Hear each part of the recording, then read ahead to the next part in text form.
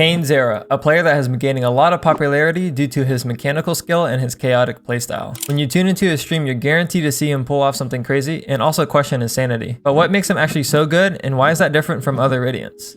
Without wasting any time, let's take a look at his attack half. So on this pistol round, you can see he's playing Brimstone and he's immediately running it down with the stim beacon, following the Prowler. Despite being first in, he has his iPad out and is dropping in smokes. After jumping out of hookah, he clears long to make sure that there wasn't anyone there, and then he goes back to site and notices the camera. Since he hasn't seen anybody yet, and he has seen the camera, he's expecting a player elbow. Given that he has light shields and a classic, this fight is actually pretty good for him to take against the Cypher. By jumping into the smoke, it makes it harder for him to immediately die to the Cypher. Instead of pushing out of the smoke normally, he goes for a jump spot, which allows him to clear close left and then also bait out some bullets, and with that he can just swing out and get the kill.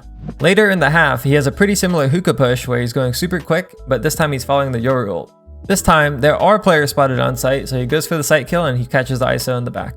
Now here's the interesting part. Did you guys hear the teleport sound earlier?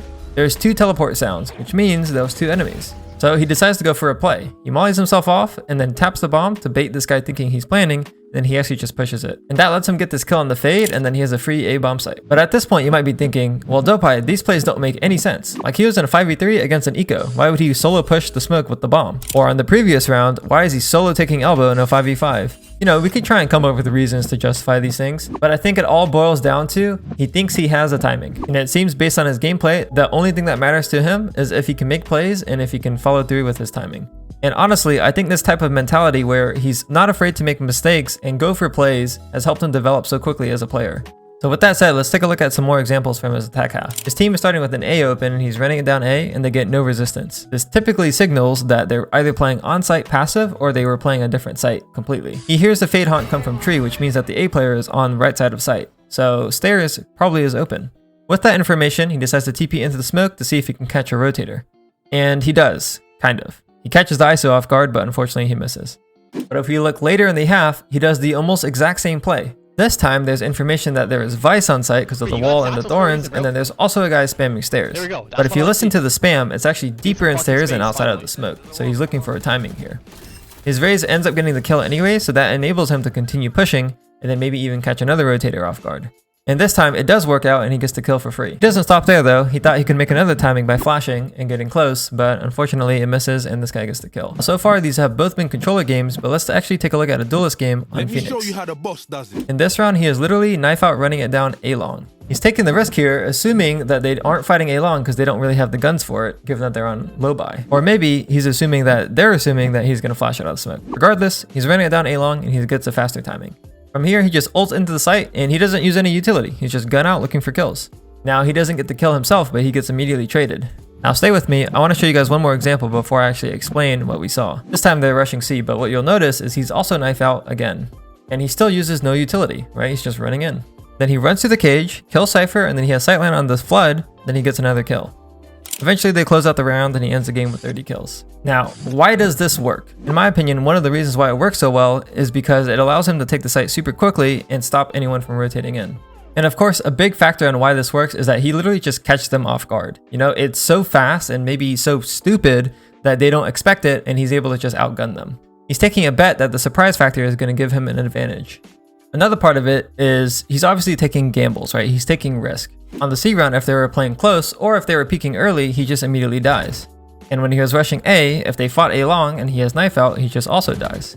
But in his mind, the trade-off is probably worth it, especially because he has Phoenix ult. And as we've seen earlier, sometimes he does go for these timings and does get punished. But in his case, it works out more often than not because maybe he's expecting the enemy team to give him more respect, or if he's rushing it down with his team, then he's going to get traded anyways. But something I wanted to quickly talk about here is that his highest win rate agent by far is Clove, and that is sitting at 67%, followed by ISO at 65%. Now, if you think about both of these agents for a second, they both have kits that allows him to run it down and take these quick timings. Clove obviously has the ult, and if they die, they can still smoke after they're dead, so they get value in the round anyways. And ISO, well, I mean, he has a shield, so you can just run it down and then absorb a bullet, and then if he's quick enough on the shot afterwards, he can get the kill. And I wanted to look at ISO and Clove VOD specifically for Canes, but honestly, he hasn't really been playing it too much recently. So I picked this Phoenix VOD because it kind of has similar attributes to the Clove, where when you have ult, you can take a risk-free type of round where you just run it down and hopefully catch a timing. So what I'm trying to say is, instead of just running it down on whatever character trying to copy Canes, get a feel and understanding for what these timings are like by playing Clove and playing Phoenix, or maybe even an ISO. These will stack the cards in your favor a little bit more if you do want to try to run it down like Canes and try and make it work. The reason why Canes can make it work on other agents is because he has literally so many reps in this game. On his main account, he has 5,800 hours alone in comp. So my guess is that he's tried a lot of these timings himself and kind of just reproduces what works best for him. But obviously for those of you watching, you don't have the same time doing what he has done to get that feedback and that data for yourself. So instead of just burning your elo trying to learn this playstyle, do it on Clove, do it on Phoenix, and maybe try it on ISO. Treat it as an experiment, look for these timings. Obviously don't do it every single round, but try and limit test a little bit more. And I guess I should apologize in advance for maybe making the ranked environment a little bit more run it down, but I do think it's worth a try. Now obviously we've only taken a look at his offense half, so what does Canes do on defense? Starting this round, he immediately smokes A short and he's holding it. His teammates get contact B, and what does he do? Immediately rotates. This is the fast rotate playstyle I always talk about. When he finally gets there, he throws a molly and he's running out to look for fights. He gets a kill and they successfully stop the execute. So this is where he's looking for a timing. He knifes out, runs it back to A because they're probably going to take the TP. And because he was so quick and committed to his decision, he's able to catch a timing in U-Haul and kill 2 players. In other words, he predicted that they were going to TP before they did it themselves. So let's take a look at another round. This time he's playing Heaven and he smokes Shower. But just like before, they show presence B and he fast rotates. After he makes it on site though, they actually don't commit and go out. He even calls, they're going to TP. So why doesn't he rotate back? Well, if you actually caught, his race is still on A, so there's no reason for him to go back because his race can play for it. So instead, he's going to go for a mid-round reclear. Pretty much, he's just going to push hookah here and look for info. Because of that push, he's able to catch the Clove and then secure the round. And that obviously comes with some risk, so I want to show you guys another example. He pretty much does the exact same thing as before. He started A, and then he's rotating B, but this time he's getting close to the long smoke. He has a Bucky, so he's going for a mid-round reclear through his smoke. And this time, they were just holding his push, and he dies. And this framework that he's using, fast rotating into a mid-round reclear, is what I typically advise in my coaching. This is the whole 80-20 rule that I've talked about in other videos as well, so I won't go too much into it here, but he's following it pretty well. The thing to take away from this, just like his attack half, is he's okay with dying. He's taking risk, he's going forward, and he's okay with predicting what the enemy team is going to do, and then trying to come up with a play to counter it. This framework is irrespective of your character. I find that a lot of Sentinel players, for example, don't like to fast rotate, and they kind of lose out on the action. But as we've seen from the Nats video, he does fast rotate. So just keep that in mind. We won't go into his defense half that much further, but I did want to highlight one more play from him. Taking a look at this round on Lotus where he's playing Omen, he's playing B to try and play fast rotate, and he's just floating his smoke. Looking at the minimap, he doesn't see anything A, so he's preemptively rotating to C, expecting it to be C. So you can see he's already making predictions based on the fact that they're not fighting A. Obviously, there's a smoke on B, so he has to actually just pivot and then fight B. But what he does after is interesting. He smokes and then decides to TP into the corner. And that eventually gives him a timing to eventually get 3 kills. The reason why I highlighted this round is because the standard thing to do would be to smoke and then flash and then kind of play with your team from there. But if he did flash, he probably does kill the Neon and nullifies that hit completely, but maybe he wants him to hit the site. Again, it's kind of a hard one to justify it logically, but he's going for a play and he's not afraid to make a mistake and he wants the kills. Speaking of kills, we need to break down his mechanics so we can fully understand how he gets away with what he does. To start, Canes plays on a very low sensitivity, 0.09 at 1600 DPI. This allows him to be really accurate with his micro adjustments and then also flick really fast because he doesn't have to worry about over flicking. And for those of you who are curious, he uses the Viper V3 Pro Faker Edition for his mouse, and for his mouse pad, he has an Artisan Zero Soft. Okay, so let's take a look at an example. Jumping into this round here, he just insta-swings A short, but his crosshair placement is off, so he has to go for a micro adjustment, but he immediately shoots after his flick. I call this an insta-flick. Pretty much he's not hit confirming at all. He's just shooting as soon as he moves his mouse. Generally, you don't do this in aim trainers because accuracy affects your score, but in-game, you can get away with it because your gun will reset in time anyways, so it's pretty much a free shot. And then after that, he commits to a spray. Keep that in mind, he loves to spray. On the next kill he gets in this round, he's pretty close to the enemy, so he goes for an immediate spray and just tries to control it despite the target moving. And this is a pattern he has even on other clips. Let's take a look. Here he's just playing fast rotate on Phoenix on Haven. But just like always, instead of doing the standard thing of going out CT and using his util, he decides to go garage tunnel to look for a timing. After finding his timing, he peeks out of the smoke and he has an opportunity for a multi-frag. A lot of the time, other Radiants would just go for burst shots here, as it might give them more time to go for actual clicks and then line up their shots for more multi-frags. But as you can see here, he just goes for the spray transfer and he's only able to get 2. But immediately jumping into another round, he's flooding into the A site playing for a hold, and he has this flash out trying to counter the A hit. And as you can see, the targets are close enough that he can go for insta-flick sprays and then transfer and get multi-kills here. This is what I kind of call the spray zone. Anytime there's a target that's within a certain range from Canes, he would just immediately go for the spray and then try and adjust his shots accordingly.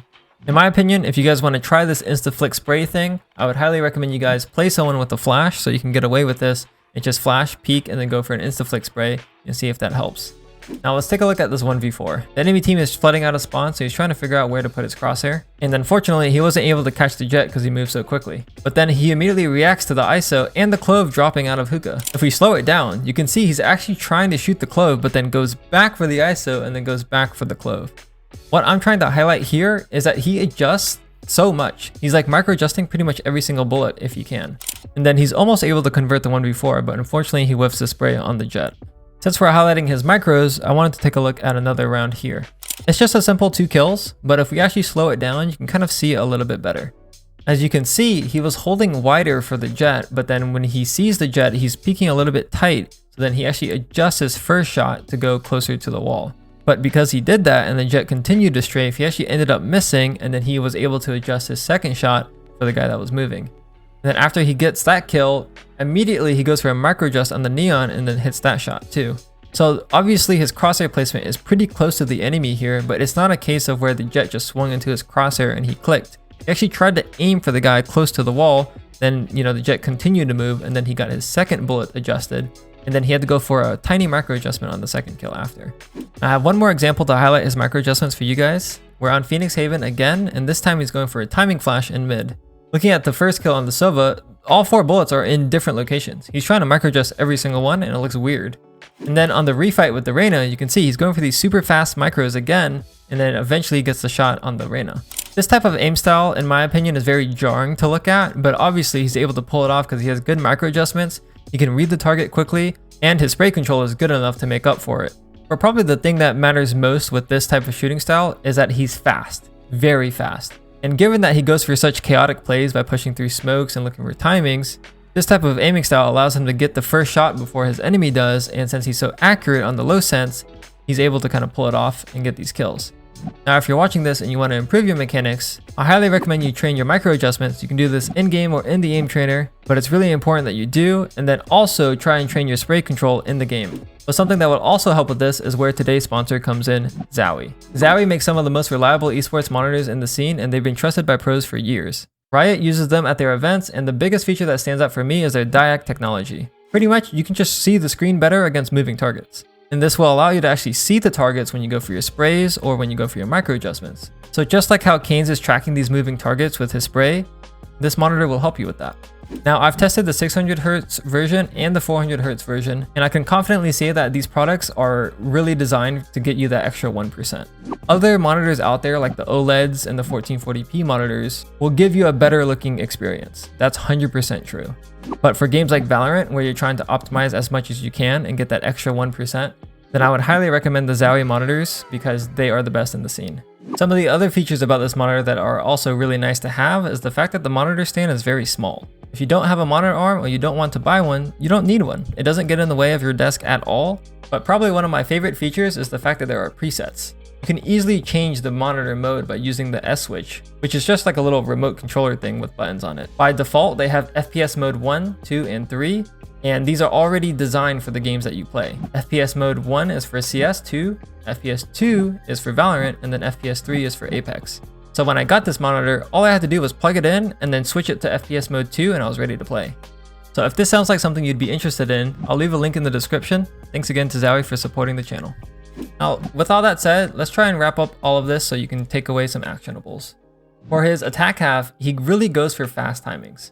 My biggest recommendation for this to try is play some Clove, play some Phoenix, and then the rounds you have ult, go for a knife out timing and just push something immediately.